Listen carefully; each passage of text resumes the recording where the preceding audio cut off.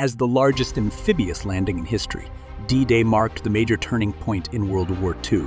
It was the beginning of the liberation of Europe and the defeat of Nazi Germany. It made it possible for world peace and resulted in an Allied victory of World War II. D-Day, the largest military landing ever. In early 1944, Germany was dominating most of Europe. To turn the tides and win the war, the Allies had to regain control of Europe. However, the Germans had anticipated a landing and had fortified the entire coast with walls, obstacles, mines, cannons, and bunkers.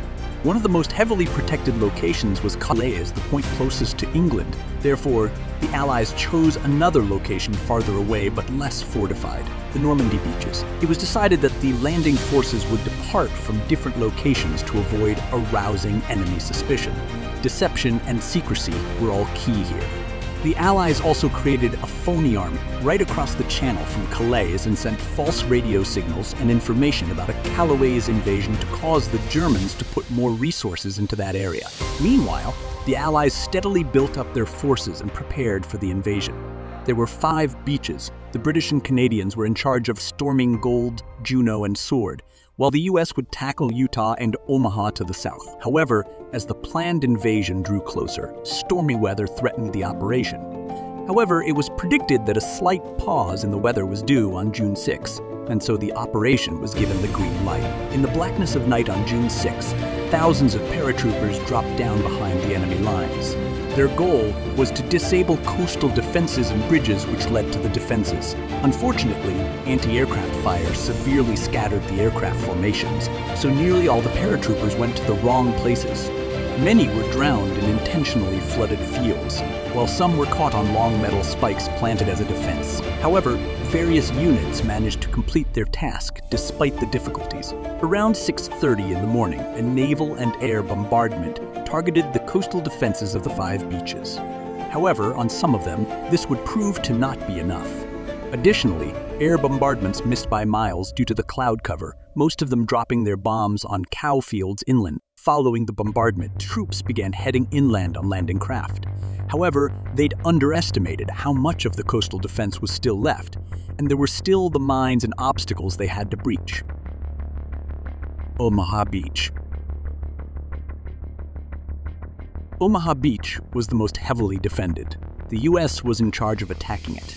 However, it was extremely difficult given the cliff they needed to scale. The moment the ramps went down on the landing craft, it was a massacre as bullets tore through soldiers, killing them before they even got off the craft. Ahead of them was a 1,000-meter dash to the cliff. However, it was near impossible as mines went off the moment the soldiers stepped on them. Machine gun fire, mines, and obstacles all worked together to turn the landing into a bloodbath, with more than 2,000 soldiers killed by the end of the landing. For hours, the soldiers were stuck struggling to make it through. A low seawall in the middle of the beach provided valuable cover. Finally, they rose and rushed through the remainder of the beach, scaling the wall and attacking the German bunkers. Suppressive fire from offshore destroyers also helped significantly. The German defenses were rapidly captured. By nightfall, the beach had been secured and tens of thousands more troops landed. Utah Beach. Also assigned to the US was Utah Beach, to the west of Omaha. The challenge here was not so much of the German defenses, but of the wet and difficult terrain. Casualties here were the lightest of all the beaches, with only 197 troops killed out of the 20,000 force. However, the airborne landings took a heavier hit. It was these paratroopers that destroyed key infrastructure and prevented a heavy German defense, resulting in the light casualties of the beach landing. Gold Beach. Gold Beach was landed by British troops. It was east of the US beaches, and so was planned to be taken 1 hour later than the landing of the US beaches due to the tide. The beach was defended with German infantry units and a gun battery at Long's. However, the battery had been taken out by the British cruiser MS Ajax, and the naval bombardment had been successful in destroying the German infantry. The landing went well, with only 400 casualties. By nightfall, even though they had not completed all planned objectives, they had landed 25,000 troops, advanced 6 miles inland, and joined the Canadians from Juno Beach. Juno Beach. Juno Beach was a heavily defended beach. In the water near it were also obstructive shoals. Therefore, landing was difficult. The tide also unfortunately covered obstacles and mines, causing nearly 1 out of every 3 of the landing craft to be hit. At first, the British and Canadian troops tasked with the beach had relatively easy landing. However, once they got near, the Germans opened heavy fire. Casualties were 1 out of every 2 of the troops in the first hour. After difficult fighting through the German-occupied towns, they advanced considerably quickly and were able to establish a connection with the troops at Gold Beach, but were unable to connect with soldiers from Sword. They were divided by a 2-mile gap through which German panzer tank divisions attacked. Out of the 21,400 troops landed that day, 1,200 were killed, a heavy casualty rate of 1 to 8. Sword Beach. Sword Beach was east of all the beaches. The British were in charge of attacking it. Casualties were relatively light, with only 630 troops killed.